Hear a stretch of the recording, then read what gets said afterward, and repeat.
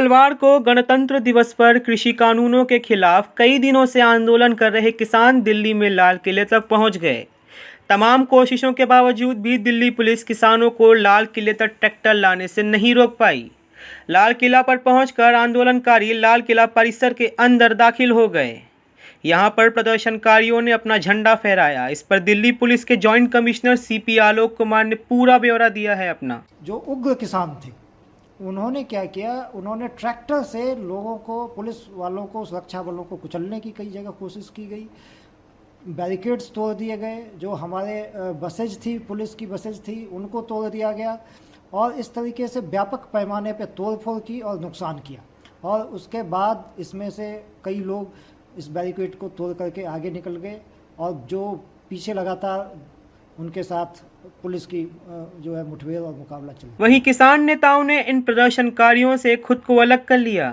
एक युवक को लाल किले में ध्वज स्तंभ पर एक त्रिकोण आकार का पीले रंग का झंडा फहराते देखा गया। देखिए, कई राउंड की बातचीत के बाद ये फैसला हुआ था, जिसमें हरियाणा, दिल्ली और यूपी की पुलिस के जो बहुत ही सीनियर अधिकारी थे, उन्होंने किसान नेताओं के साथ कई राउंड की बातचीत की। उसके बाद एक रूट पे तय, म्यूचुअली एग्रीड रूट्स थे ये, जिसमें एक गाजीपुर बॉर्डर का रूट भी था, जिसमें ये कहा गया था कि गाजीपुर गोल चक्कर से और रोड नंबर 56 होते हुए अप्सरा बॉर्डर तक जाएंगे और वहाँ से फिर राइट टर्न लेके यूपी में प्रवेश करेंगे।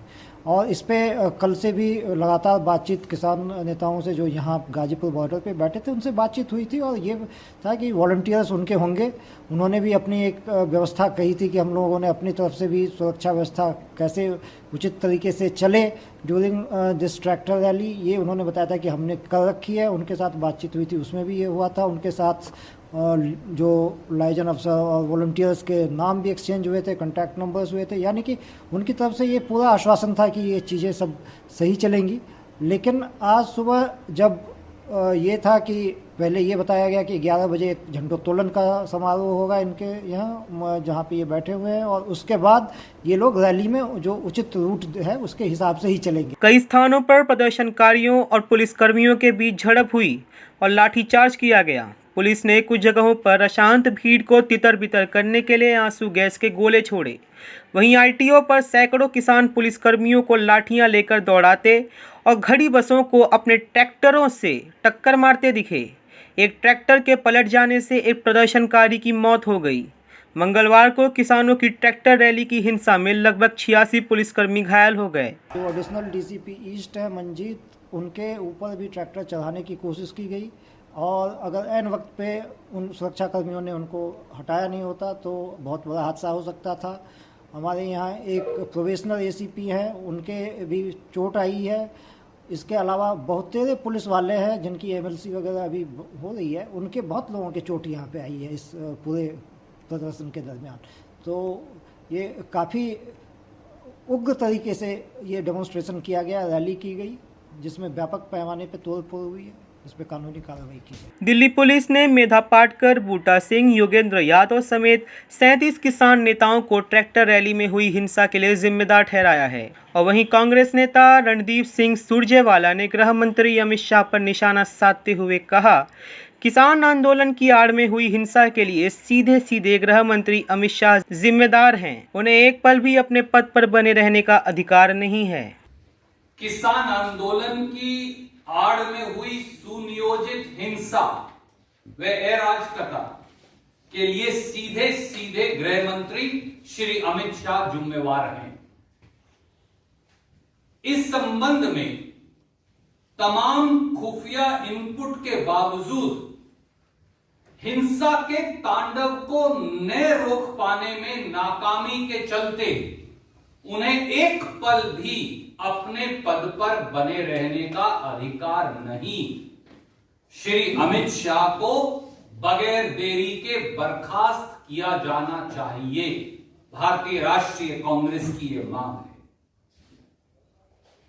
साल भर के भीतर राष्ट्रीय राजधानी में दूसरी बार हुई इस हिंसा को रोक पाने में बुरी तरह विफल रहने वाले श्री अमित शाह को बगैर देरी के गद्दी छोड़नी चाहिए। भारतीय किसान यूनियन के ठाकुर भानु प्रताप सिंह ने कहा कि मैं कल की घटना से इतना दुखी हूं कि इस समय मैं चिल्ला बॉर्डर से घोषणा करता हूं कि पिछले 58 दिनों से भारतीय किसान यूनियन का जो धरना चल रहा था उसे अब खत्म करता हूं। वहीं राष्ट्रीय किसान मजदूर संगठन के वीएम सिंह ने कहा कि मैं किसी ऐसे व्यक्ति के साथ विरोध नहीं कर सकता जिसकी दिशा अलग है।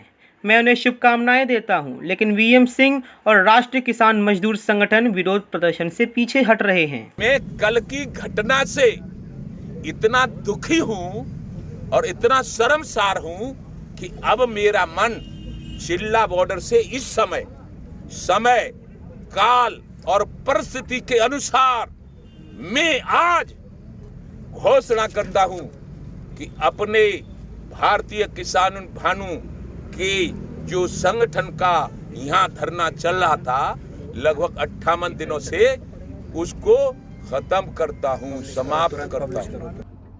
पर इसलिए नहीं आए थे कि देश को अपने आप को 26 जनवरी को सबको बदनाम करने का काम हमने किया, इसलिए हम नहीं आए थे यहाँ पर।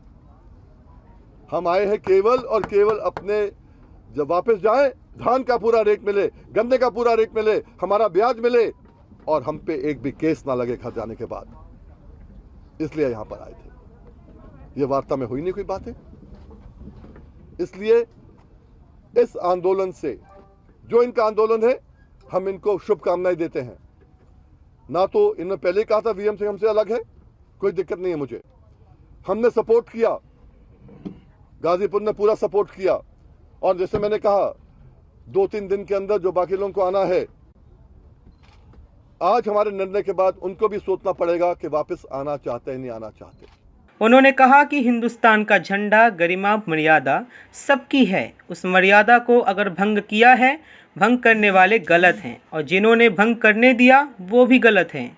आईटीओ में एक साथी शहीद भी हो गया, जो लेकर गया या जिसने उकसाया उसके खिलाफ पूरी कार्रवाई होनी चाहिए। कांग्रेस नेता और पूर्व मंत्री शशि थरूर ने इस व्यवहार की जमकर आलोचना की है।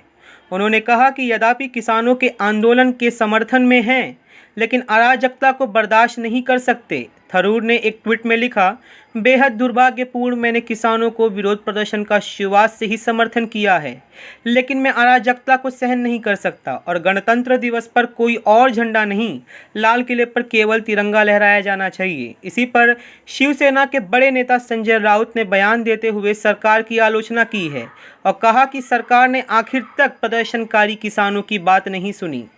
उन्होंने ट्वीट किया, क्या सरकार इस दिन का इंतज़ार कर रही थी? केंद्र सरकार ने आखिर तक लाखों किसानों की बात नहीं सुनी। हमारे देश में यह किस तरह का लोकतंत्र फल फूल रहा है? यह लोकतंत्र नहीं है भाई, कुछ और चल रहा है। जय हिंद बोल के वो चुप हो गए। और वहीं पर शिवसेना की युवा नेता और हाल ही में राज्यसभा से चुनी गई सांसद ने कुछ और ही बयान दिया है। शिवसेना की नेता और सांसद प्रियंका चतुर्वेदी ने भी इस घटना की निंदा की। प्रियंका चतुर्वेदी ने ट्वीट किया, लाल किले पर विरोध प्रदर्शन के नियंत्रण से बाहर हो जाने की परेशानी करने वाली तस्वीर आई हैं। तिरंगे के प्रति असम्मान किसी भी स्थिति में सहन नहीं किया जा सकता।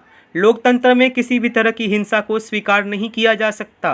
कानून सबसे ऊपर है, कोई पक्ष नहीं जीता, देश हारा। लोकतंत्र के लिए यह सबसे बड़ा दुखद दिन है। इससे अंदाज़ा लगाया जा सकता है कि पार्टी में भी किसान आंदोलन को लेकर परस्पर विचारधारा एक सी नहीं है। ब्यूरो रिपोर्ट, राष्ट्रवाद न्यूज़।